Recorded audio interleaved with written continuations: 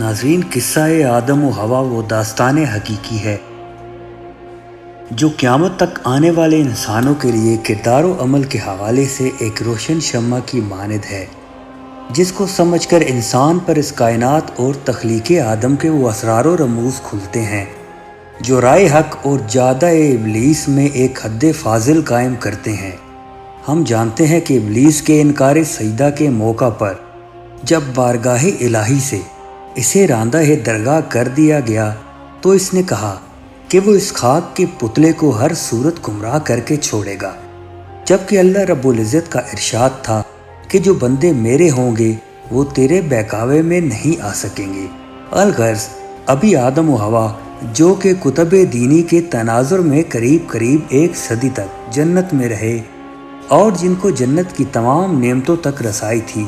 کو صرف ایک شجر کے کھانے سے روک دیا گیا، جبکہ شیطان رجیم نے اسی ایک پہلو کو استعمال کرتے ہوئے اماں حوا اور بابا آدم کو یہ کہہ کر اس شجر کو کھانے کی تحریک دی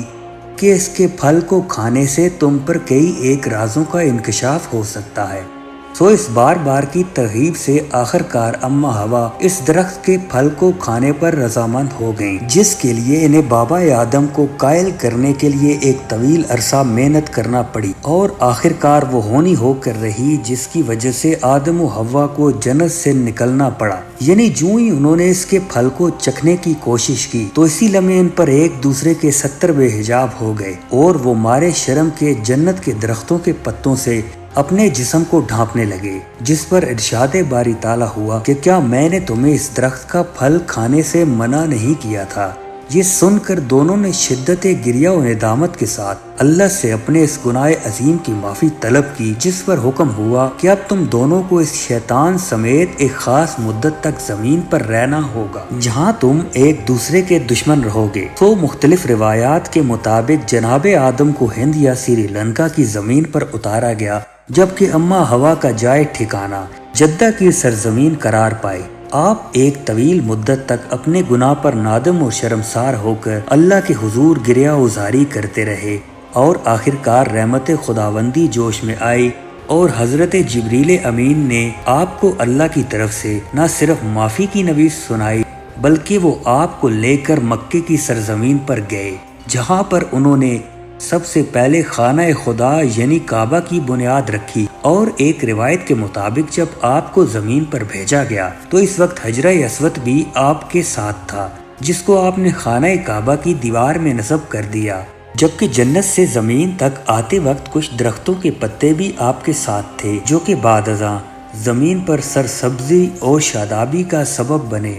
کہا جاتا ہے کہ اس کے بعد جناب جبریل آپ کو اس پہاڑ پر لے کر گئے جہاں اماں حوا کئی سالوں سے آپ کے ہجر کا درد سہ رہی تھی، جس کے بعد آپ نے ایک دفعہ پھر سے اپنی زمینی زندگی کا نئے انداز میں آغاز کیا، اور ظاہر ہے کہ دنیا کی زندگی کے اپنے تقاضے تھے جو کہ جنت کی سابقہ زندگی سے قطعی طور پر مختلف تھے، جن کا بہر صورت آپ کو سامنا کرنا تھا۔ معزز خواتین و حضرات، ایک روایت کے مطابق جب حضرت جبریل آپ کے پاس تشریف لائے تو ان کے ہاتھ میں گندم کے 7 دانے موجود تھے جو کہ انہوں نے آپ کو دیے، جس پر جناب آدم نے استفسار کیا کہ یہ کیا ہے، تو جبریل امین نے جواب دیا یہ اس درخت کا پھل ہے جسے کھانے سے آپ کو منع فرمایا گیا تھا، اور عرض کی کہ اب آپ اسے زمین میں کاشت کریں، اور پھر جب حسب الحکم یہ فصل تیار ہوئی تو آپ نے ان دانوں کو خوشوں سے جدا کر لیا، اور بعد ازاں ان کو پیسنے کے بعد بطور آٹا استعمال کرنا شروع کر دیا۔ تبری کی روایت کے مطابق جب حضرت آدم کعبہ کی تعمیر مکمل کر چکے تو پھر حضرت جبریل نے انہیں مناسک حج کی ادائیگی کا طریقہ بھی اللہ کے حکم کے مطابق سکھا دیا۔ ناظرین گرامی، روایات کے مطابق اس سفر میں شیطان ملعون کو بھی بصرہ کے قریب ایک مقام پر اتارا گیا جو کہ اس دن سے لے کر اب تک انسانی دشمنی کے کام میں مصروف ہے۔ جناب آدم سے اگر جنت میں غلطی ہوئی تو آپ نے توبہ اور استغفار سے اس کے لیے اپنے رب سے معافی مانگی، جبکہ گناہ کرنے کے بعد اس کا جواز تلاش کرنا اور اس کے لیے بے معنی اور بیروں دلائل فراہم کرنا شیطان رجیم کا خاصہ ہے۔ گویا اس موڑ پر اللہ تعالیٰ نے دونوں راستے صاف الگ کر دیے تاکہ بنی آدم اپنے لیے صحیح یا غلط راستے کا انتخاب کرتے ہوئے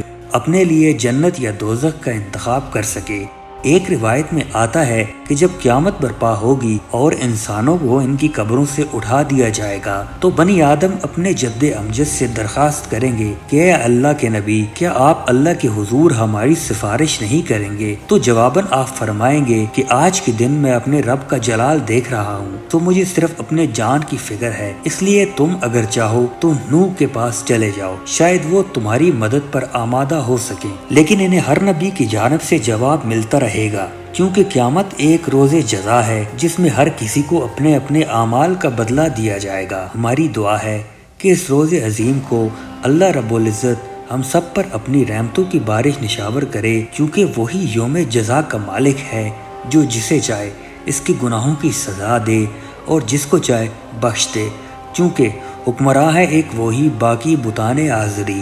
لیکن اس موڑ پر یہ جائزہ لینا کریں انصاف ہوگا کہ کیا ہم شیطان بدبخت کے پیروکار ہیں یا بندگان الہی جن کے بارے میں اللہ نے فرمایا تھا کہ میرے بندے تمہارے بہکاوے میں نہیں آئیں گے۔ پیارے دوستو، انشاءاللہ قصص الانبیاء کا یہ سلسلہ جاری رہے گا اور اگلی ویڈیو میں ہم اس سے آگے کی منازل کا ذکر آپ کے سامنے رکھیں گے۔ تب تک کے لیے اجازت، اور جاتے جاتے چینل کو سبسکرائب کرتے ہوئے ساتھ موجود گھنٹی کی علامت کو دباتے ہوئے آل کو سلیکٹ کر لیجئے تاکہ روز آنے والی ویڈیو بغیر کسی زحمت کے آپ تک پہنچ سکے۔